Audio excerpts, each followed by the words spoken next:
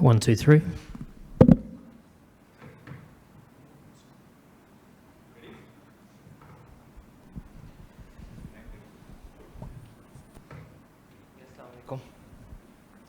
हाँ जी साहब ready start करें मेरे ख्याल में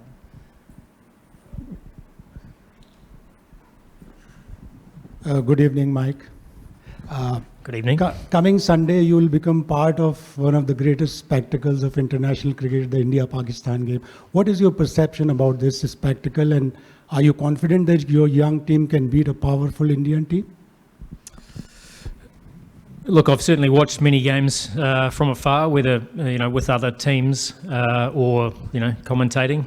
So certainly being on the other side of the fence, I guess, being right and amongst such a highly charged event is going to be exciting. And it's, I guess, from my perspective, just like any time you enter a, whether it be a final of a world event or whatever, it's about keeping everybody focused on the job at hand, and that'll be no different in the weekend. So, we know that India are obviously hugely confident, and rightfully so, in terms of how well they've played. But, we're very much focused on improving as a team, sort of day by day, and not getting too far ahead of ourselves. But we're well aware of the... I wouldn't say the enormity of the task, I'd say the challenge of the task ahead, and we're certainly looking forward to it. Mike, a few minutes ago you visited Dubai pitch. Is this different from Sharjah? And for tomorrow's match, have you finalized 11?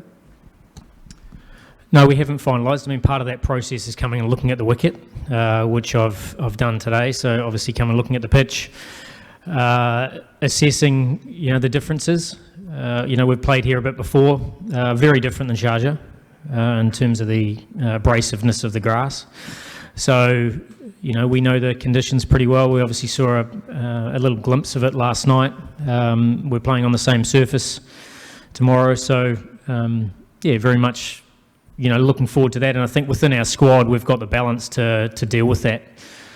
We've got, plenty of multi-skilled players, which give us a bit of flexibility. Hi, Mike. Just want to know from the Tri-Nation series, the template that you followed, the spinners doing so well. Do you think come Sunday, the battle will be between the wrist spinners like Sufyan Mukim and Abrar on one side, Chakravarti and Kuldeep on other side? Like they hold the key, the couple of wrist spinners of both sides?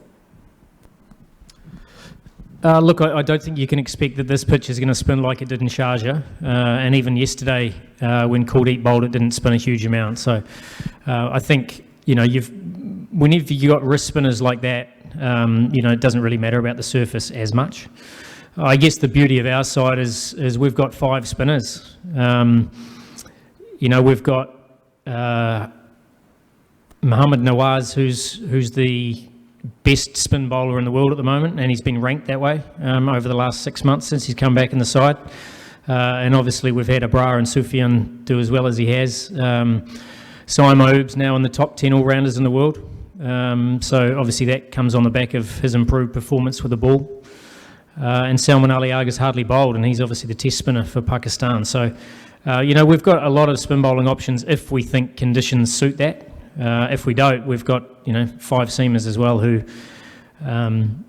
allow us to either go for airspeed or change a pace or reverse swing, depending on what we think the surface will provide.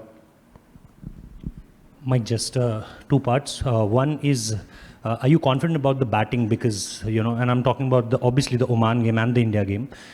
The way, we saw, there was a lot of discussion about that, should Mohammad Haris be there or not in the lower order? And then the way, inconsistency being shown by Sahibzada and Saim. And then you have someone like, Hassan Nawaz, who's coming up with a, good performance in the past, but now again, not doing well in the Tri series, except that one game.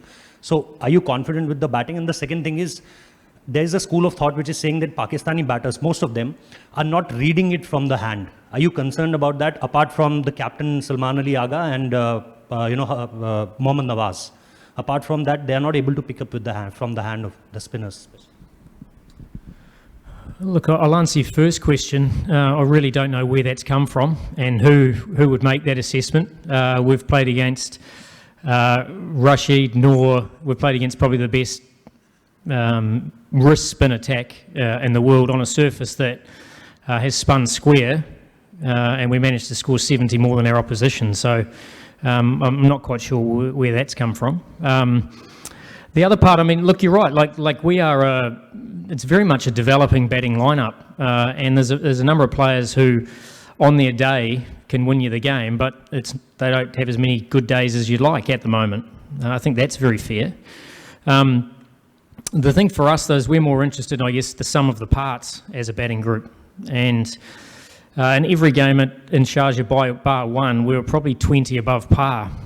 So even though, you know, there were a number of players that didn't do well on particular occasions, I'm more interested in what we end up with and how we get there.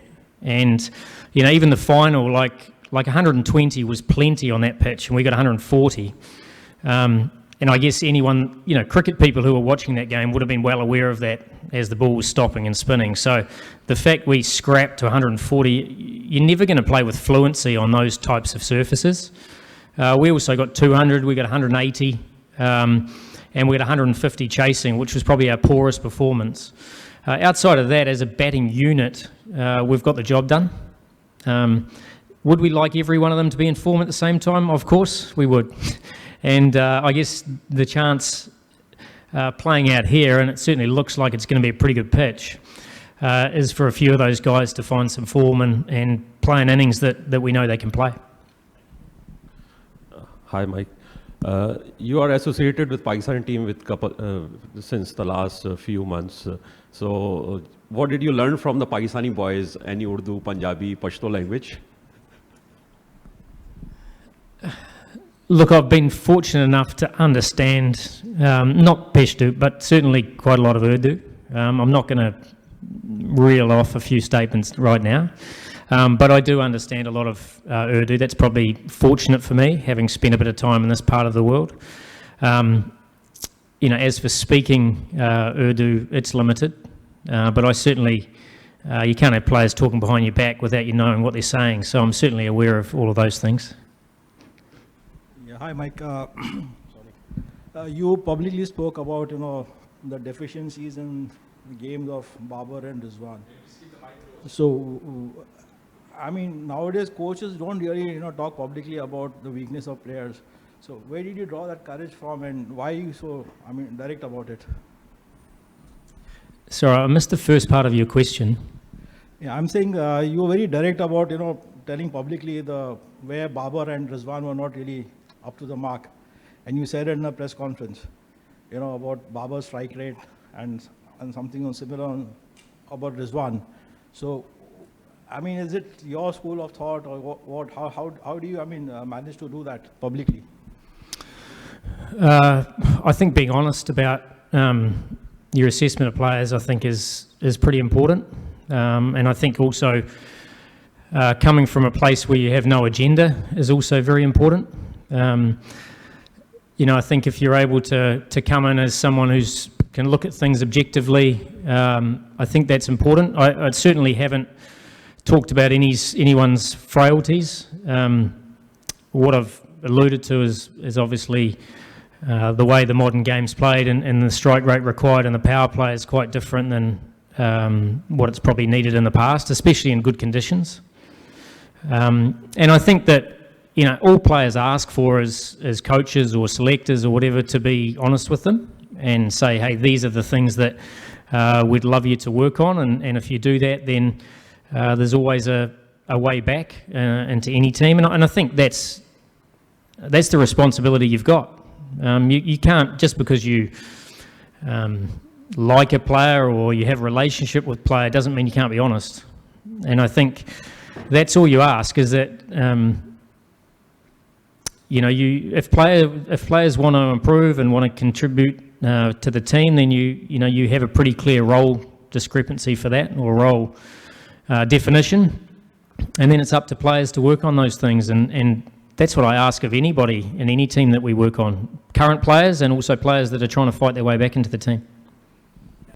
Mike, during the tri-series, we saw Pakistani batters hit 44 sixes, but lost 37 wickets. Are both these factors, you think, good enough for progress of this team? As I said, I'm more interested in the sum of the parts. So what does the team actually achieve that particular day, and is it good enough? Because there are some times where 150 is good enough. There are one time where 190 might not be. So you've got to, as a batting unit, you've got to decide what's required to win the game, and can we get above that? That's the only thing that matters. It's not about average, strike rate, whatever. It's what does the team need to help win that game of cricket? And that's certainly the thing that, as a bowling unit, we do the same thing. You know, how can we bowl well enough to keep the opposition below par? And if we're, as a batting unit, able to get above par, then obviously there's a difference between the two. And that's pretty much what we work on. So, you know, 4s and 6s, we don't necessarily look at that. The reality is I'd far rather be 165 for 9 than 150 for 2 at the end of 20 overs because I know what wins the game. So the only thing that matters at the end is what's your score, what's your team score. It doesn't matter about anything other than that. It's the only thing that matters. Thank you so much.